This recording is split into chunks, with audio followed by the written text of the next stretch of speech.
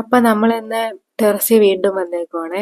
നമ്മളിവിടെ കൃഷിയുള്ള കാര്യം പറഞ്ഞില്ലായിരുന്നു. അപ്പൊ നമുക്ക് ഇന്ന് വേണ്ട കറിക്കുള്ള സാധനങ്ങളൊക്കെ ഇവിടെ നിന്ന് തന്നെ ഇന്ന് എടുത്തോണ്ട് പോവാം.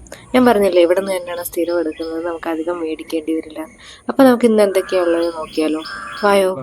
നമ്മളിന്ന് വിളവെടുക്കാൻ പോവാണ്. ആദ്യം നമുക്ക് കുമ്പളങ്ങയെന്ന് തുടങ്ങാം. കുമ്പളങ്ങ പാകാൻ നിൽക്കുന്നുണ്ട്. ഓക്കെ, ഇത് കണ്ടോ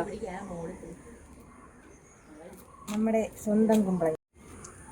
അടുത്ത പടവലമാണ്.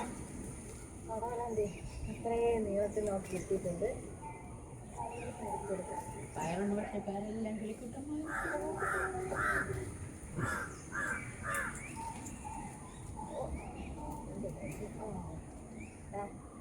ഇതിങ്ങനെ കെട്ടിയിട്ടേക്കണ എന്തിനാണെന്ന് നിങ്ങൾക്ക് അറിയാവോ? ഇത് കിളിയൊക്കെ വരുമ്പോഴത്തേക്ക് അതിനെ ഓടിച്ചു വിടാനാണ് ഇങ്ങനെ കെട്ടിയിട്ടേക്കണേ. പടവലം മതി. ഇങ്ങനെ എണ്ണ എടുക്കാം കേട്ടോ.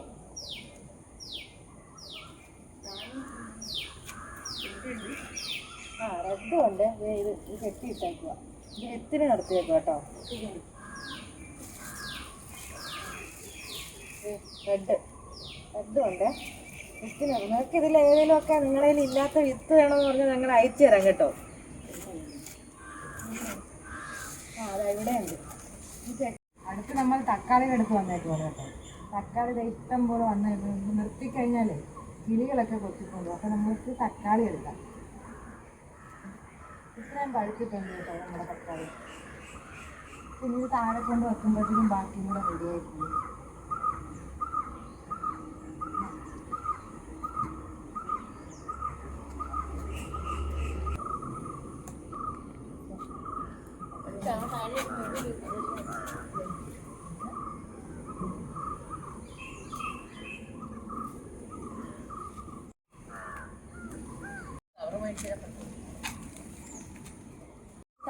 പച്ചമുളകും കൂടെ പറിച്ച് കഴിഞ്ഞാൽ നമുക്ക് ഇന്നത്തേക്കുള്ളതൊക്കെ ആവും കേട്ടോ.